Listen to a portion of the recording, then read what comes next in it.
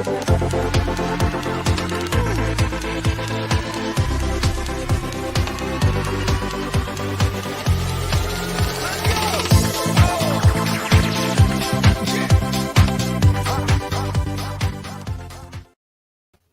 morning, good morning, good morning, Soul Man and friends, people. It is lovely to see you all here on our last Soul Man surgery of the week with Susan Watson, and we are going to be talking today all about stressed kids.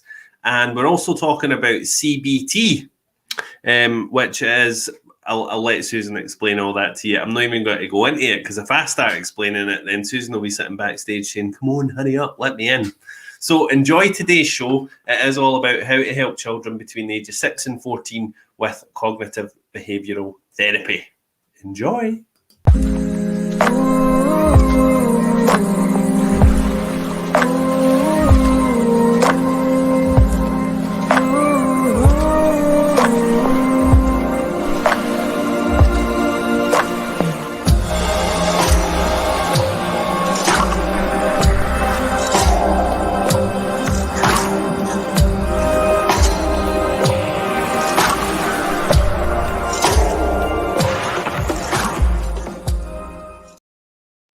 Good morning, Susan. How are you? I'm all right, Stephen. I'm all right. Sitting, sneaking a wee mouthful of my cup of tea just as you put the camera on there. we were having a laugh this morning. Susan and I always come on and have a wee blather before we get started, and I'm trying to get her to dance, and she just wasn't having any. I had Imagine Dragons on. I was like, "Come on, Susan, dance!" And she's just not having any. She actually I don't dance ever. I've only danced with Scott once, and we've been together 20 years. And he begged me never to dance with him again.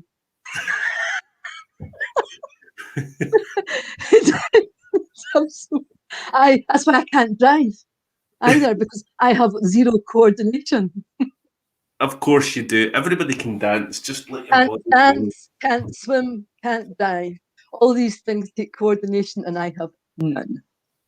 That's a load of rubbish. You can't. Everybody can. Do you know what? I'll tell you the truth. I can dance, but I can dance badly. How's that? There's no such a thing as bad dancing. Well, we'll leave that there. I know. We will get Susan dancing one day, I promise. So, Susan, today we're talking. This is our second in the series of talking all about stressed kids, and today, more specifically, we're really focusing on CBT, which is also, which is the abbreviated version of cognitive behaviour therapy, for children between the ages 6 and 14. So, Susan, talk to us. What is CBT? Cognitive behaviour therapy is a talking therapy, right? So, but it's all based around that what you think, that's cognitive, impacts how you feel, and therefore impact your behaviour.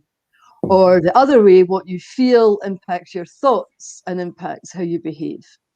So cognitive behaviour therapy is all based around identifying unhelpful thoughts, unhelpful feelings, looking how they impact your life and behaviours, and then encouraging. Now, this is all self-reflection. Young people would do this, identify their own thoughts, identify their own feelings and behaviours. And then what you do is you start to look at helping them to identify their own resources and their strengths. And actually, it's really good because it encourages positive thinking and solutions. So you're actually getting them to become their own problem solver. But it's not an overnight solution. It's something that takes time and work. Yeah. And CBT is a forward-facing therapy, isn't it? It's not, like looking at the past so much. It's really looking about how you are now, and moving forward with that, rather than these talking therapies that, they pull you back into the past and connect you with these feelings of hopelessness or difficulty that you might be experiencing. Yeah. There is a version of CBT that's called trauma-focused CBT, and that's young people. Well, there's an area of it for young people, for adults as well, that have perhaps experienced a traumatic event which impacts their thoughts, feelings and behaviours now. And there is a version of that gets them to gently think about how they feel and how these thoughts come up and change it. So there's a little bit on there looking back at what that event was, if it was trauma focused. Yeah. And when we're speaking about CBT for children, more specifically, what kind of children would benefit from having CBT? You know, like children that are symptomatic of, you know, stress, or what would be the target group, I suppose, to work with? The important thing to remember all the time is anxiety, nerves, and stress is normal for everyone, right? So if you've got a child that's going to have to go, it's going for a competition, or going to have to stand up at school and talk or something, and they're really, really anxious and worried about it, that's normal. Okay? Or they're going into a situation where they're going to meet new people and they're worried about it, that's quite normal too, right? It becomes a problem when it's impacting life. So kids will stop going to school, refuse to go to school. They won't leave the house, terrified to get their mum or dad out their sight. Do you know what I mean? These kind of things that are really influencing and impacting their life. They can't sleep at night. They're not eating, running to the toilet, all these sort of things. So when it gets to the extreme level, and it's not just an odd occasion like that, you're talking about they're living in that state. So what you want to find out is help them identify what's going on. And I think that's the key about cognitive behaviour therapy, is like, if you think of the other things we've done the relaxation and the self-regulation and all these things, which is great. But this is really empowering, because you're getting the child to think and identify their own thoughts, then to notice the feelings in their body, where they feel that, and how it behaves. And then they can identify situations themselves that cause them to feel like that. And then they'll look for their own solutions. And I think that's really important, finding your own solutions. Yeah, very important. Chana's asking there as well, can you say that again, Susan? The therapy that you mentioned, it was trauma focused. So it is trauma focused CBT, isn't it? Yeah, this is anxiety CBT I'm covering today, but there is actually a trauma focused CBT. And if anybody wants to know more about that, they can just message me, because I've actually got two workbooks. I've got a children's CBT workbook for them to work on themselves, and I do actually have a trauma focused CBT workbook that I'm happy to share with people if they want to look at that. But I'd have to, with the trauma one, give some more background information on it to parents. Yeah. I wouldn't just, I'd have to explain a few things before I sent it out. Yeah, absolutely. So today, more specifically for anybody who is, and we maybe should have put that in the banner there, that today it is anxiety-based CBT that we're working on. So I'm just going to actually pop that in, just for anybody that might be tuning in late.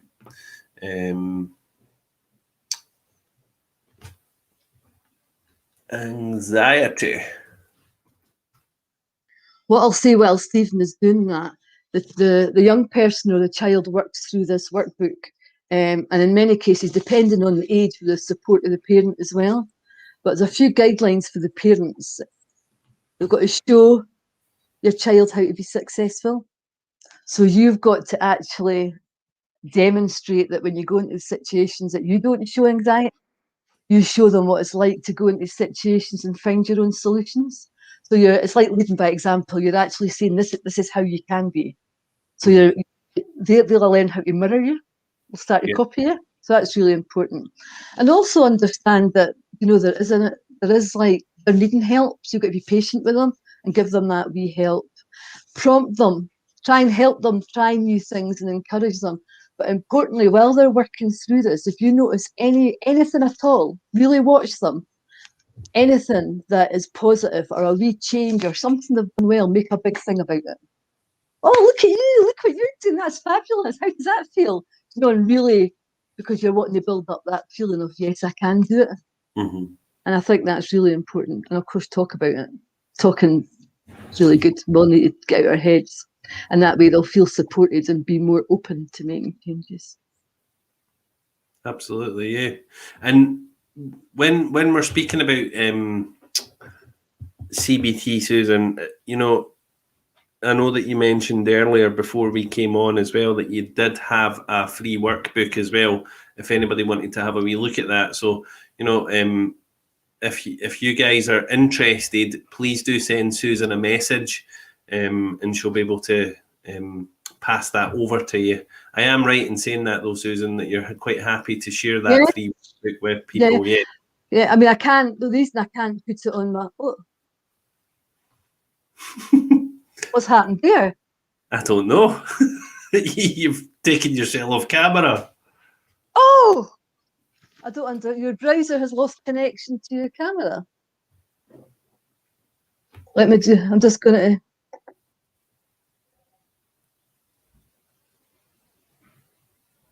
Am I back? No, you're a white talking dot. How did that happen? I don't know. That's really weird. My camera and everything, nothing's been touched. Well, I don't know what it was. Just carry on. No, because we want to see you. I'm going to take this out. I'm going to see if I can go into my laptop camera, right? Right, okay. How odd. It is. I don't know what else to do, Stephen, because I've taken my actual webcam out. I went onto my laptop camera now, and it seems like nothing's happening. Do you want to try leaving and coming back in? Right. Leave studio. So we'll just wait a couple of minutes for Susan to come back in. Obviously, technical issue there. So yeah, like Susan was saying there, that she is very happy to share that free workbook with anybody. She's actually got 2 free workbooks. So she's got one on anxiety, and she's also got one that's trauma based. So obviously after our surgery today, if you do want any information on any of that stuff, then you can get in touch with Susan on her Facebook page, which is Perfect Solutions Coaching. And she's back, and her camera's back on as well, I can see. Yay! Had to use my old camera. I'm all faded now. I didn't like that. But at least I'm here. Yeah, absolutely. We can see you. You're faded though, but that's okay. I need to hide the wrinkles.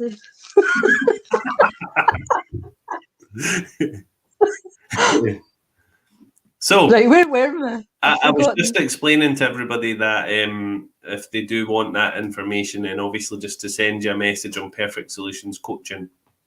Yeah. So you were talking there just before your camera jumped off all about how it's really helping children to identify, where it is that they need to, or where it is that they can make really positive changes around behaviours and feelings and that type of thing. I'll go over. I've actually got the workbook in front of me, so I'll just pull out a few of the exercises so you know what sort of things in it. Yeah. Because people have. So one of them is the first stage is all about learning to beat anxiety. So actually, it covers, and this is in young people's language, right? It covers what everyday anxiety is and what it's like if it's a problem, what's normal, what's maybe not a problem, and how are they feeling? Because it helps them identify, oh yeah, I feel like this, or no, I don't feel like that. So a wee bit of education there. And it goes on to my anxiety body signals. So encourage awareness and educates on body feelings. Because maybe they're feeling all these things, and it might be a lump in their throat, a headache, blurry eyesight, and they don't really know what's going on, right? And they can circle all the things that they feel in their body. And it just gives them an awareness, because the key about that is if young people are aware of when they start to feel that way, later on they're going to learn ways to stop that and change it. So instead of it escalating and going on to full-blown anxiety, if they know, oh yeah, I've got that headache, my eyesight's, I'm sweating, and then they know how to manage that and stop it, then this is what it's all about. So it's really important. It's a bit of education there. Excuse me, there's a page about what makes me feel anxious. So in this page, they would list all situation, all thoughts, all worries that give them all these headaches, bloody eyes, sore tummies, and things like that. It's given them recognition of situations, and also the parents actually, or the adult or carer, whoever it is, what's going on, because it's got a list here like talking with my friends makes me frightened, leaving mum or dad, going to the dentist or doctor, Perhaps they're worried about mum and dad being ill, because people do worry about things like that, and particularly at the moment, because it's COVID, everybody's thinking about that, or they're scared spiders, or going somewhere new, and then they can write their own things in as well. And then they've ended up, so they know how their body feels with anxiety, and they know the situations that make them anxious. They're starting to build up like a wee picture, a full picture of what's going on. So at this stage, it's really recognising the behaviour. Yeah. You can't change it if you don't recognise it. You've got to have that awareness. There's a page that's called the Hot Diary, and what they do is they write down days that they felt a bit off. Where were they and who were they with? And what was their feelings and what were their thoughts? And if they do that even for a week, you'll see a pattern. Or if it's maybe it's less, you'll see it in a month, but you'll see a pattern develop where perhaps they're around certain people, or that perhaps they're in certain situations. Does that make sense? It's all about identifying it here. And you're really getting a full picture of what's going on. And then the good thing is it moves into positives, because you've got that picture, you know how it feels, you know your thoughts, you know who you're with and what's going on. Let's look at the good stuff. So we start looking at physical activities, things that they like doing, things that make them happy. It could be running or swimming or dancing or kicking a ball, whatever it is. They write their own wee list. This is things I like. So they've got things that make them feel good now. They learn how to do breathing. There's a breathing exercise in here, and what I say, it's always best to practice it when you're not anxious. Okay. Because you want to know it well. And basically, it's just take a deep breath. You can do it now if you want. Take a deep breath, hold it for 5 seconds, and very, very slowly breathe out. And as you're breathing out in your mind, just tell yourself to relax.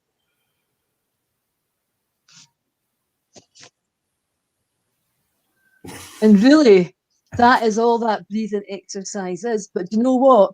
As soon as that wee child or that young person recognises they're getting these sensations in their body, what they're doing is learning just to breathe in, breathe out slowly, and just tell themselves to relax. And what they're doing is instantly just bringing that level down. So that's the first sort of control. Is there, just out of curiosity, Susan, I'm doing a wee bit of, as you know, I'm doing a wee bit of work right now on the mental health first aid course that I'm doing. It's a lot of work. And I just wanted to ask this question around that, and that is, like, could that also be dangerous, teaching a child breathing techniques in case they become dependent on it? No. We'll all breathe. Yeah. We've all got to breathe. Yeah. Because there was a part of the course that we were doing, and which is interesting because I never actually thought about it this way. It's just really to spark discussion. And some people will say, use a brown paper bag. I wouldn't use a brown paper bag. Use a brown, yeah, that's to do with oxygen and carbon dioxide levels. Brown paper bags was something they used to do for panic attacks. But I'm sure quite a few years ago they decided that just breathing exercises were far healthier than the brown paper bag. Yeah, because what can often happen is if you're, like, I've seen people using like a feather with children as well. So breathe on the feather and watch the feather. But then what happens when you don't have the feather and you can't find the feather? That can cause even more anxiety. So the feather is more when you're first learning how to breathe. Like when you're blowing out slowly and you're blowing the feather. It's not something you would carry about in you or use all the time. It is actually when you're just training somebody how to do that breath properly. And once they've got the speed, you would do it with them without the feather. Yeah. I just wanted to ask that question, could it potentially become something that they like rely on too much? But at the same time, it can't, because we all breathe, so if we can teach them how to regulate the breath without any aids, I suppose, like a feather or breathing. Do you know what, honest? This workbook is what they use at CAMHS. They use this kind of work called CBT at CAMHS for young people. It's recognised as one of the best ways to work with children with anxiety, young people with anxiety. There's no risk with learning with breathing properly. There's more a risk of not breathing properly. Mm-hmm. Yeah. Just thought I would ask a question. Yeah, no, that's absolutely fine. I'm going to move my lap. Sorry. It's me just amusing myself. Right. What you would also get, there's a page here about getting them to recognise and making up actually their own special place. So imagine like mindful or guided meditation, but they're doing it themselves. Like I've got one in my mind if ever I want to relax. And I go to what I call my Caribbean beach. I sit on this boulder with pure white sand, just watching the waves going in and out. Now, there is no such place. It's all in my mind. I've never even been to a Caribbean beach. Mm-hmm. You get these young people to make up a picture what could be their own special place so that they can just go into their mind and just have this relaxing place to go from. You just get them to do that and choose a quiet place. And it's almost teaching them like a wee mini meditation is to find peace and calm. So that works well. And a feelings toolbox, what they do is they identify the way they feel, but then they also identify what can help them not feel like that. So this is where the problem solving bit's coming in. And this is really empowering. So you've got the young people identifying what physical exercises help them relax. What relaxing activities do they like? Is there any mind games that they can use when they feel anxious? Or any other things that make you like, I don't know, drawing or anything that they like at all that makes them feel good. And also, what is their relaxing place that they go in their mind? And what happens? They end up with a list of things that are actually positive and bring up positive emotions and feelings, and that are their self-help tools, if you like. Now, remember, this is self-help tools. It's nobody's saying to them, this is your self-help tools. This is what you use. This is self-help tools that they're actually identifying and building up themselves. So that, again, is really good because this is them identifying they've got their own internal resources and they've got their external resources that they can use themselves. Then it goes on to worrying thoughts. And again, it's good to get out your head. So whatever they're thinking in their head, they write it down. They write it down, what their scary or worrying situation is. So they've got a wee record of that. And if they've got ruminating thoughts, like constant thoughts going over their head all the time, it's getting them out of their head. Now, this is my favourite one. It's called Stop That Thought. It might not be everybody's favourite one, but I like it, right? So you call it an unhelpful song or a stop song, and you get them to write down the words that are like, Susan, you're an idiot. Susan, you're stupid. Susan, nobody likes you. I would write that down, right? And that's my stop song. And then I would write underneath it words that are my good song, which is, Susan, you're a nice person. Susan, you're confident. Susan, you can do anything. So when you get these thoughts coming on about Susan, you're rubbish, things like that, I say in my head or out loud, stop song. And you can sing it. You sing it out loud or say it out loud. And then you just say stop, and then you replace it with what's a good song. You think about it, it's rewriting the programme, but it's in a playful way where you're calling the song, you can sing it, you can do anything. Kids will be young, especially young children, about 6, 7, under 10, would be more inclined to like that. Because it's not like stop, replace that with something positive. You're actually making it into a game, into like a wee song. But the point is you're changing the thought process patterns in their heads. Does that make sense? Or was I giving it? Absolutely. No, that makes total sense. Yeah. And another exercise in here is, imagine you've got 2 kids in the class. And this is the exercise. You'd get the child to think about this. And the teacher walks into the class and says, Susan and Stephen, if you could just wait after class, please, I want to have a word with you, right? And Stephen's like, woohoo, we're going to get asked to do something really good. And I'm like, oh my God, I'm in trouble. I'm in trouble. Oh my God, what have I done? What's going to happen?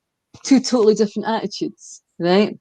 And what you do is you would get the young person or child to think about, how does Stephen feel about woohoo, we've got something good happening here? What's he feeling in his body? What thoughts is he having? And then they would do the same for Susan and identify. That's giving them the difference of how thoughts change, how you behave and feel. Mm-hmm. Does that make sense? Yeah, I love that one. That's really good.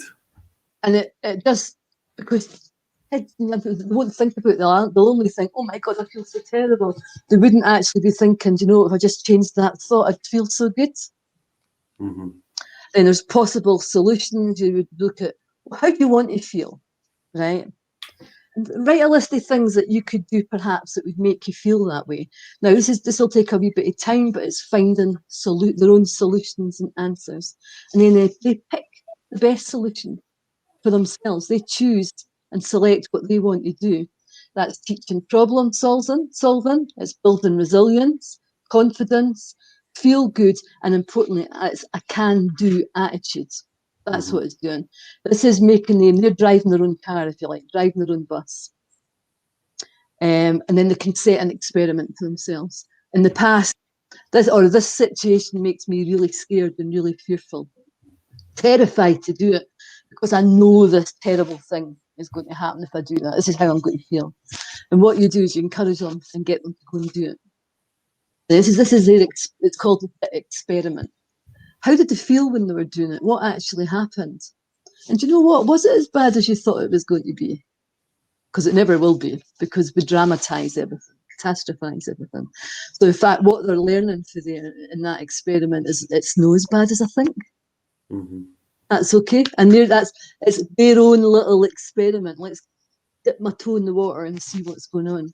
And then what they're doing is they're understanding that what they think isn't actually always true.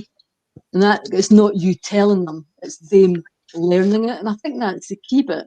It is. People have got to, if they do it themselves, they actually develop in that growth mindset.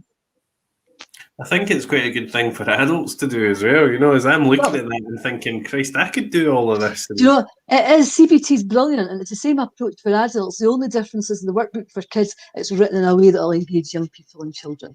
It's made to be fun and games and, amusing and entertaining. And they've got actually a certificate thing at the end, and I really like this, and it's called My Record of Achievement, right?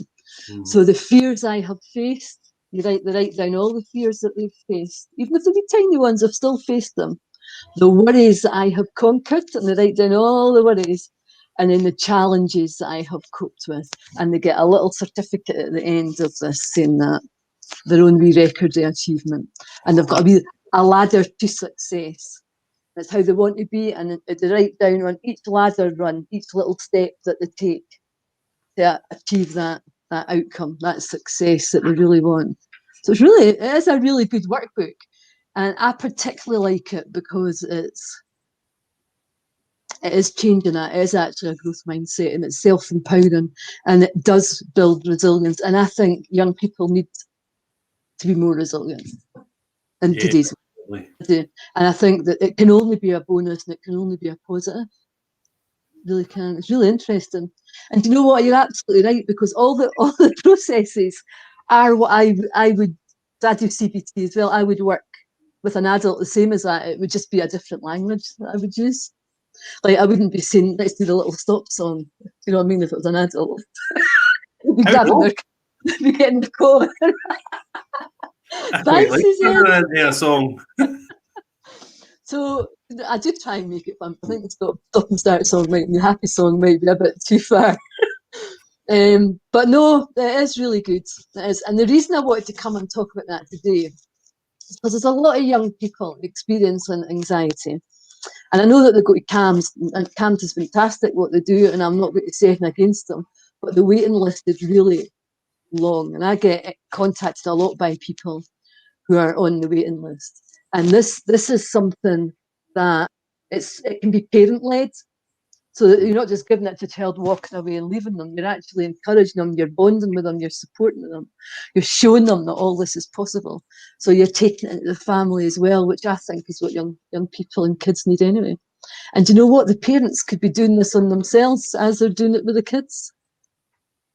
I think it's really good, though, to be able to sit with your child and do this workbook and actually see and identify what it actually is that's causing them concern. Though, that for me, that's a really good exercise, because they might be anxious. Like, I can definitely relate to it with Noah, because Noah's always very, very anxious, and it's usually after 7 o'clock at night,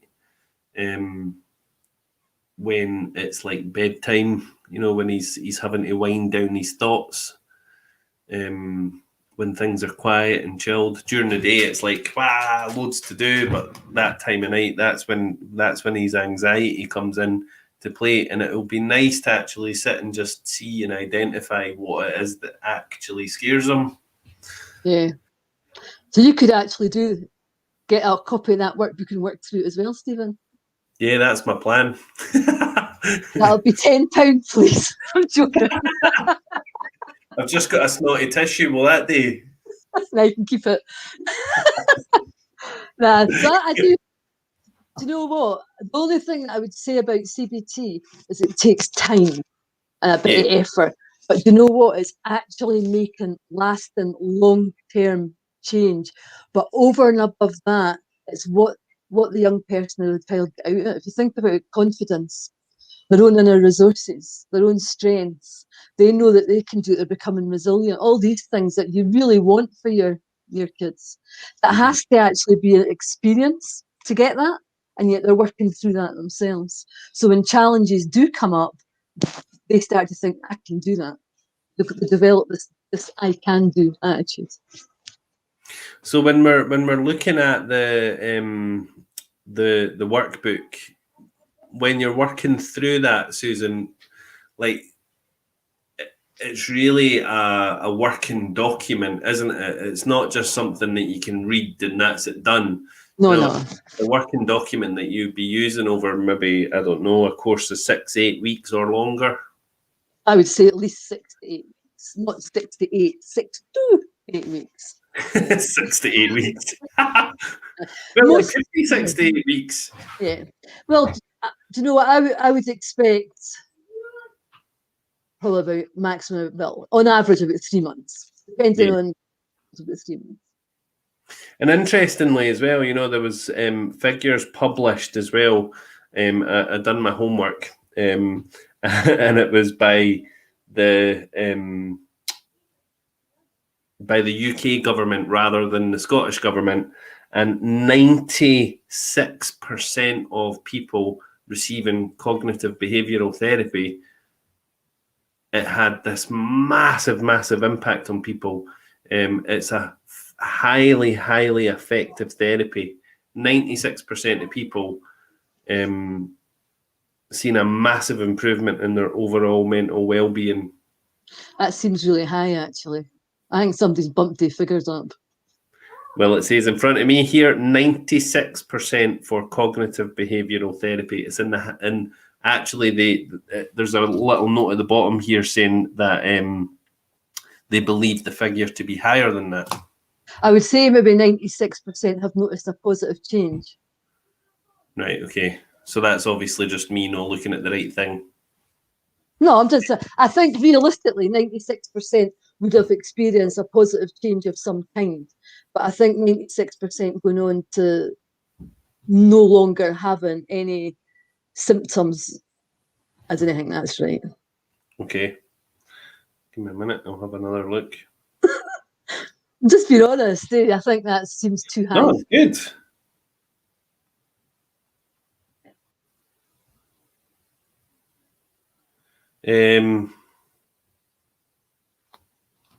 Yeah, so further down it says CBT alone is 50 to 75% effective for overcoming stress, depression, and anxiety.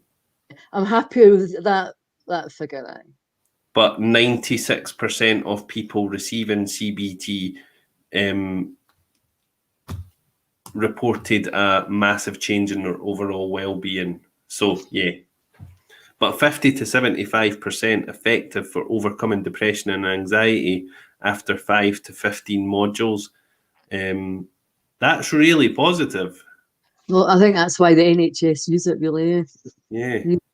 It is really good. Though, the only downfall I can see with CBT really is that people have to keep at it. Mm-hmm. And that's probably the hardest thing, because if somebody came to me for CBT and I've trained in parent-led CBT, if it'd be the parents that I work with who then take it back into the family, they have to do it constantly, all the time. right? So it's actually changing thoughts, behaviours, feelings. So it's not something you can do one day and not the next. I'm not talking about the workbook. I'm talking about the approach, the method. It becomes a way of life. So it takes effort, and sometimes that effort or that approach can slip, depending on what else is going on in your life. Mm-hmm. That's the only thing I would say. But certainly, I use CBT a lot, although I might not call it CBT in the sense that if somebody comes to see me, I mix and match my methods. So they might come for another kind of anxiety session that I do, but I might have some CBT exercises in that. Sorry, Susan. So I do introduce CBT into the work that I do at the moment, but I might not necessarily do full CBT packages all the time. But some of the exercises I think are beneficial and helpful to everybody, absolutely everyone, without a doubt. Yeah. Sorry about the overlap with the sound there. I've got our live on my phone as well, just in case we get any of the wee crazy people asking questions, so I can just ban them because I can't do it on here. I need to do it the other way. Yeah, it's very interesting, and it is effective. And I like the fact that you take it into the family, and that everybody really has to do it, because if you've got a fearful child, the adults round about them have to show that they're confident and they're not frightened and not anxious. And then that child starts to feel safe. So it's actually got a really knock-on benefit effect on everybody.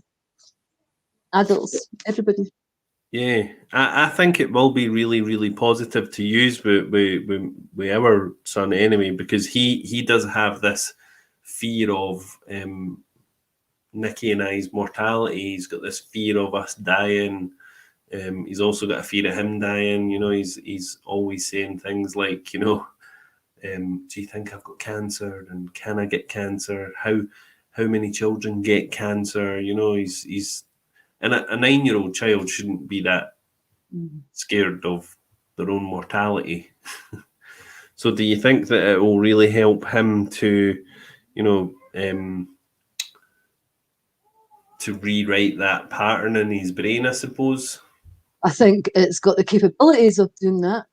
And the outcome depends on how you use it and how you actually work together to do it. Yeah. But it can certainly do that. My grandson keeps saying to me I'm getting really old. When am I going to say?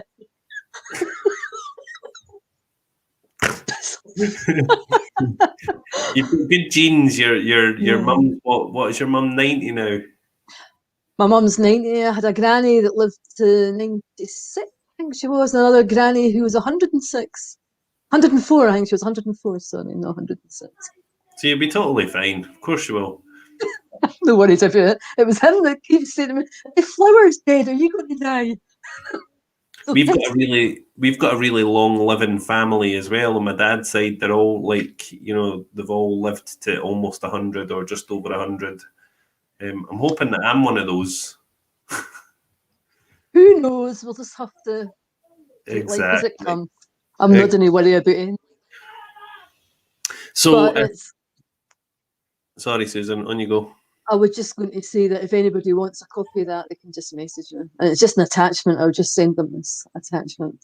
But if they want to know more about the trauma one, I'll have to speak to them a little bit about that.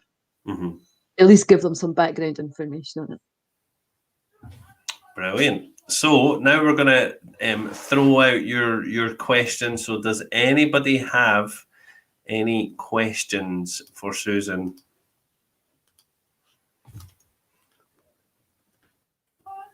I'm just going to... I can hear a wee voice in the background. Hello. That's our little Theo.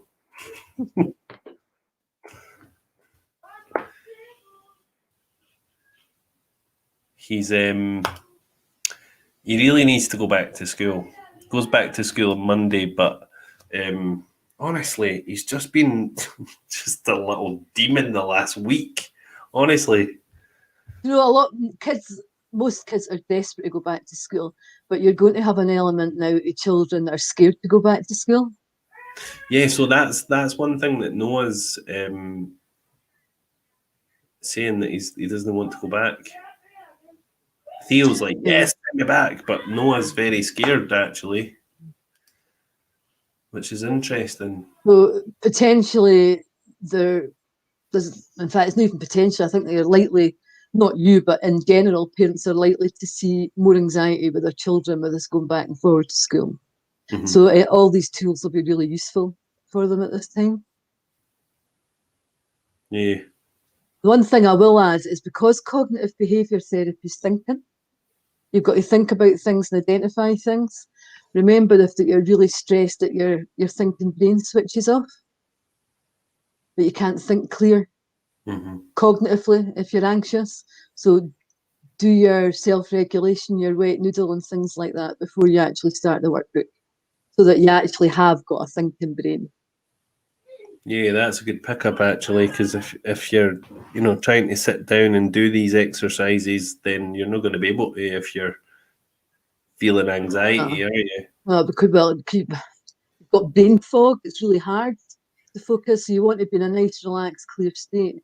So spend, I don't know, 5-10 minutes just self-regulating the adult and the child to actually be calm, do your breathing, do your wet noodle, and then do it. Don't make it a chore. I think that's important. Don't make it. But they're written in a certain way to be as much fun as possible. And I think you have to keep it that way with kids, because they'll not want to do it if it's like homework sort of thing. And when you're working with people, Susan, when you're working with like parents and their children, what would you say is the effectiveness of CBT?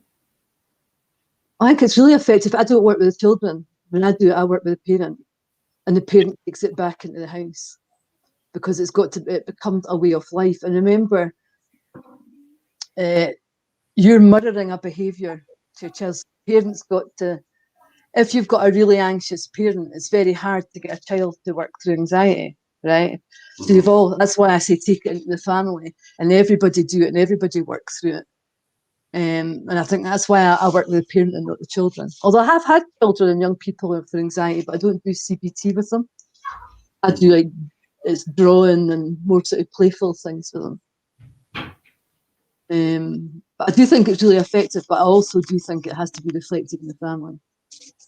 Yeah, absolutely. So does anybody watching have any questions for Susan regarding what we've spoke about today? No, they've all left because it was so boring. Not at all.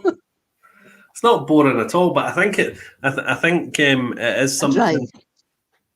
I think it's definitely something that is highly effective, that's used by many health professionals, and there is such a huge waiting list now. Sometimes 2 years, I think, for people to be connected with CAMHS, depending on their needs. And I think just having that workbook, just having something that they can use that is a great resource, I think is really powerful for people that are maybe waiting on referrals, or not even so much waiting on referrals, but just feeling that it could really benefit their anxious child. And I guess importantly, they can use the workbook for themselves to sort out their own thoughts and feelings. Absolutely. I think we should do a CBT for adults on Monday. What's your thoughts on that? No.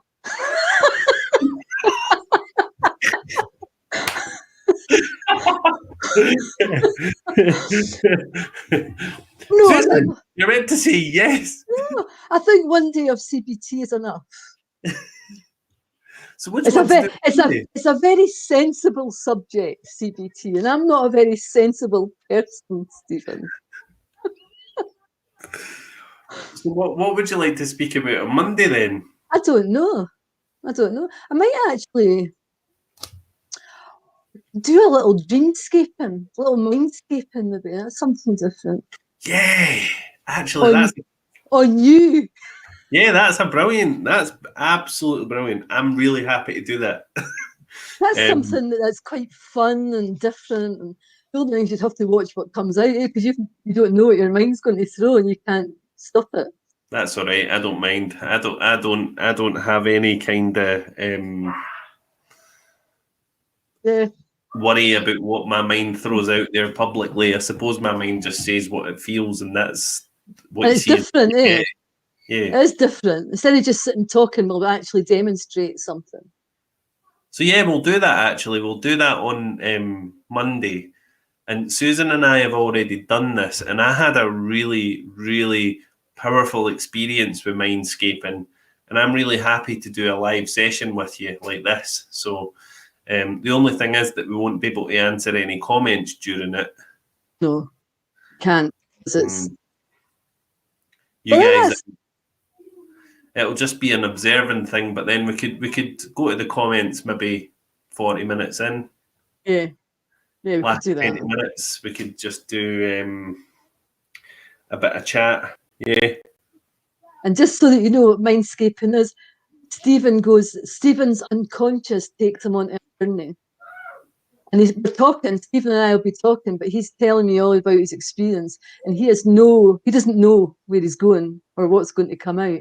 It's his mind looking for stories or solutions for what he needs at this moment, which he actually might not even know that he needs, but his unconsciousness. It's really powerful. It is a really, really good thing. I have to say that the last time Susan and I done it, I really felt this huge, massive benefit afterwards. I really felt like I know what I need to do. I know where I need to go. And it actually spurred me on to making better decisions about my own well-being, which is interesting because for a long time I've been eating shite. I've been gaining weight. And it really helped me to turn that around. So, yeah, I like it a lot. So I'm really happy to do that again on Monday. What do you guys think, you guys that are watching? What do you think? Do you think that it's something that you would like to see us do on Monday?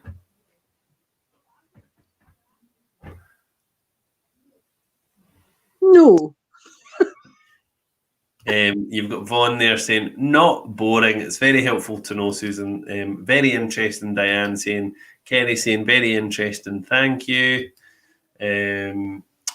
Kelly is saying it's exciting. Definitely. Yes, they want to see it, Susan. See what your mind's going to throw out at us. How exciting is that? I love doing it. Kelly, I am booked in next week, so it'd be awesome to see us involved. Oh, brilliant. Yes, for Monday. That's good. It is really, really, really interesting. And I suppose, Susan, do you do that as well? Because Kelly's saying there that you're booked in. Because I know I'm your guinea pig. She's just like, right, come here, I'm going to do this to you. Yeah, I do it. I used to do it a lot, and then you know what I mean? I've got so many therapies and things I'm trained in. I know it sounds ridiculous, but sometimes I just forget. I've got so much. And then I've been going through the lockdown, I've been going through all my training and files, and that's when I thought, Stephen, guinea pig, let me do a mindscaping on you. I've not done that for ages. It is actually really beneficial because it's not anything I'm inputting into. Mm-hmm. I'm not leading anyone or doing anything really. Their mind's sharing it with me. Mm-hmm. It's different. It's a different approach. I love it. It's really, really good. And I think that anybody watching as well, you guys will be able to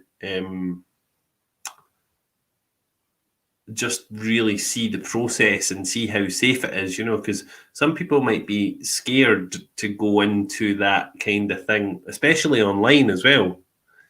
Some people can be a wee bit frightened thinking, oh God, is that going to be something that's, altering my state or, and it definitely isn't. Although there's no hypnotic inductions, there's nothing like that at all. All I say to you, really, is I have no control of it. I'm going to ask you questions, you answer them, and shut your eyes and let's do it. That's it. Mm-hmm. But because you're giving all your focus and attention, you might naturally go into a state of hypnosis. But it's not anything I'm doing. That would be your own mind doing that. It's interesting when we done it, I was like, oh my God, that's an hour. Like an hour's passed. I can't believe that, because it felt like 10 minutes. And I remember that because you were like, "Oh, look at the time." Yeah. I've actually got it recorded as well, our session on Zoom. I should really go back and like go over that recording. It's time though. See finding the time to do anything right now, it's ridiculous. You should listen to it. Because it had quite a lot of very poignant moments for you. Mm-hmm. I really need to go back and review it. That's going to be my review. Watch your facial expressions as well when you're watching it, because there's bits that you can see emotion, quite a bit of emotion on your face. Oh, really? Ah, that's interesting. So, Susan, we've run out of things to talk about. It's not like us. Again, that's because CBT's boring. You're really no selling it, are you? It's well, you know what? It's a talking therapy. It's something that takes time and takes work. I can't flower it up. It is what it is, eh? But there's no doubt about it. It's very effective. That's all I can really say about it. It's certainly worth getting the workbook. If anybody's got kids or anxiety within the family, worries, and just coming out with no going to sleep and no wanting to go and meet people or do things, then you know what? I'm giving it to you. There's no point in not getting it and having a look at it and seeing if you would use it or not. Mm-hmm. So again, like Susan says there, CBT is not something that we can discuss over and over and over. It is what it is. The workbook's going to help you to find the solutions and really just find the internal solutions to the external problems. I think that's the strongest benefit for it. But there's lots of other therapies where I would be actually doing different things to move and reduce anxiety. But the thing about CBT is it's very personal, it's very internal, and the child or adult is doing it themselves. And to me, I think that's really empowering. And particularly a young person to find that their fears and the things that challenge them and that frighten them, do you know what? They can actually overcome that themselves. That they've got that they can do it. I think that's a huge thing, knowing that. As you grow up, to know that because we'll all have challenges in life, but to actually start from a young age and know that you can cope, I think that's big. Yeah, because so many people growing up and into their adulthood, they really look for external solutions to sort the internal problems. But with this, if you can show people how to fix things themselves, then they're self-regulating as adults. Yeah. It's something. It's teaching young people skills that'll actually last a lifetime. Mm-hmm. Wonderful. Diane saying that identifying the root cause takes time in my experience. Yeah. It does take time, but I don't know if I would say it's a root cause, but a different version of root cause maybe. Because when I work with root cause, it's more something that's happened that's caused that reaction. So maybe it's a different version of root cause. And often it's not the thing that they think's happened that's happened. It's usually something that's completely abstract to that, isn't it? Do you know, there's elements of anxiety that with children that they maybe have had an experience that's frightened them, right? Or they may have had like people laughing at them or something like that. But it's a small genetic, very small part of anxiety.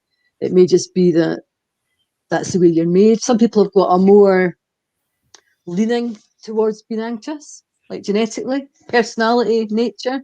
Not big, just a wee bit. But then if you're around people who are anxious, I mean, there's lots of things, different things that can influence it, really. That it's hard to say what it is because it can just be like a big mixing pot of different things that just happen. We're all made different, eh? Absolutely. We're all made different. I was a really anxious child. Kelly's saying there that's an awesome resource, will help Ellie with PTSD. She is waiting on the list. By the time they see her, she'll be an adult referral. That's madness, eh? It's a long time to wait for people. Yeah, I think that's getting the queues are getting longer because there's so many people needing support. There's only so many people trained. I remember I was talking to a mental health CBT practitioner, must be about 2 years ago now, and even then she told me it was getting close to 2 years for some people to get CBT. Yeah. So we need more and more and more and more support out there, and it's just something that I suppose is going to come through time, you know, because they are looking to identify more people to help in the community as well, aren't they? However, what I will throw out there is there's a charity called Anxiety UK, and they have CBT practitioners, hypnotherapists, all different people, where people can go and they will get a practitioner within a couple of weeks, help them with any anxiety-based situation with children or adults, and it's Anxiety UK. I've got a couple here as well. There's I was looking, where are they? I used to do work for anxiety. I don't now. A couple of years I took on clients for Anxiety UK, and they are really good. And the people who they have working for them are fully checked out. You have to be trained in nice guidelines, NHS guidelines, and all different things like that. So you know that you're going to get like a proper trained person if you go to them. Yeah. So Anxiety UK, their website is www.anxietyuk.org.uk. It's worth looking at. It's worth looking at because you will get the help you need. And they've got loads and loads of resources there as well for people to use at home. Yeah, it's a charity run by people who have lived experience of anxiety as well, which is great. You know, so it's people that have actually been through it. And there's also one who works with Anxiety UK, and that is No Panic. Have you heard of No Panic, Susan? So No Panic, it's a youth helpline for 13 to 20-year-olds. And they're open 4 p.m. till 6 p.m. Monday to Friday. And their website is nopanic.org.uk. I know that Anxiety UK's got like you can phone them up and chat to them, or you can get a therapist, or you can go online and talk to them. Got all different resources. They're actually really good. I got done a lot of training with them, and they were excellent. I mean, even to go as a practitioner and see any of their clients, I had to show them my qualifications. I had to get an interview. I had to get references from people like who are trainers and all different things. They're really quite tight about who actually their practitioners are. So you know that if you go there for help, you will get help by the right person. Yeah, that's wonderful. Really good. So yeah, there's I would say that they're probably the two main anxiety places in the UK that are helping people, aren't they? So I think the other one, the No Panic, Anxiety UK is kind of for everybody, but the No Panic's really aimed at 13 to 20-year-olds. It's a youth. Yeah, that's good, specifically for them. Yeah, and I've got their number as well, so if anybody did want their number, I've got their number there if anybody wants it. And they've also got a helpline, which is open 10 a.m. to 10 p.m. 7 days a week, which is actually really good because Anxiety UK don't have a helpline. They've got do they? They have. I got asked to go on it and I said no because I was too busy at the time. But what I will say as well, I do apologise. They do. I'm sure you get like 6 appointments with them, with a therapist through them, very quickly. I mean, very quickly. If you contact them, you'll have a therapist within a week for 6 appointments. That's brilliant. That's really, really good, isn't it? Yeah. Yeah. Anxiety UK have also got a text information line as well, which is really good. So you can text them and they'll text you across information, which is brilliant. I'll maybe pop that up on the screen actually before we go. So anxiety. Worth looking at anyway. Anyone who's waiting for help and they're waiting in a long queue or a long time to actually see a professional, do you know what? I would absolutely recommend them to go there. And a lot of people have never heard of Anxiety UK, but they do fantastic work. Yeah. I trained with them in my parent-led CBT.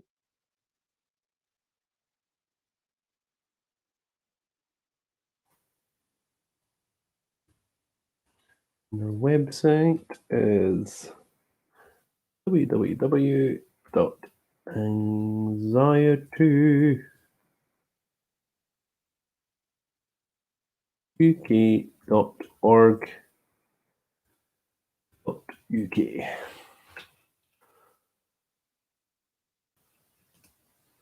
So that's them there if anybody's interested. Anxiety UK, that's their number. 0844 775 774, and their website is anxietyuk.org.uk. And then for the 13 to 20-year-olds as well, you've got No Panic. So I'll pop that up as well if it's older children. I suppose Anxiety UK is going to help everybody anyway, but there's always that other resource of No Panic if anybody's interested. And they are 08. I think it's nice to have a resource which is dedicated to a certain age group when you're a teenager anyway. Yeah. Because it is a slightly different approach. Yeah. These guys, No Panic and Anxiety UK, they're recognised by Public Health England and Public Health Scotland. So 0844 967 4848. And their website is... What is their website, Susan? I don't know. No, that honestly, I would highly recommend them. If I had one of my grandchildren or a family member waiting for 18 months to 2 years for support, I would absolutely go them, without a doubt. So that's the other one, No Panics, which is 0844 967 4848, and their website is www.nopanic.org.uk. So yeah, if CBT is not working, or if CBT is something that you may not want to try, you can always get in touch with these guys, Anxiety UK or No Panic. But have a wee go at the workshop, have a wee go at the workshop, the workbook, see what you think of that. And I hope that that's really helped many people today. I hope that you guys have had a few wee light bulb moments there where you can be helping and supporting your children to feel less stressed. Hey, Susan? Yes. And Anxiety UK do have CBT practitioners. If you wanted CBT, or if you wanted a hypnotherapist, or you wanted a counsellor, they've got a selection of different types of therapy available to help you. Amazing. Fantastic. So if anybody wants the workbook, get in touch. That's it. Yeah. We're 5 minutes over the day. That's great. At 20 past, we were like, what are we going to talk about now? And then at 25 to, we're like, we better go.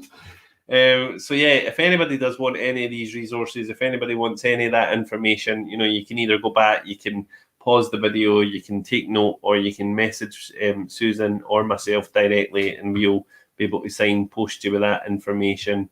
Equally, if you do want the workbook that we spoke about today, send Susan a wee message. You'll be able to send her £75 for the workbook to her PayPal. I'm joking.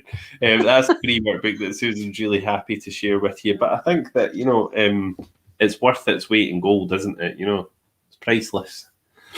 And on Monday, we are going to be speaking all about... Excuse me. We're not going to be speaking all about anything. We're going to be doing a live demonstration of Susan's therapy, which is Mindscaping, and I am her guinea pig. So we should have a exciting session on Monday, Susan. Yeah, it's going to be fun for me anyway. Who knows what will happen for you? Yeah, let's just wait and see. I don't. We might change Monday's surgery. Actually, feel like I'm making myself vulnerable. But thank you, guys. Hopefully that's helped you today, and have a wonderful weekend. Because obviously we're not here over the weekend, but we will see you Monday morning. It'll be here before you know it. And Susan, thank you so much. Say goodbye, everybody. Bye. Bye. Be strong.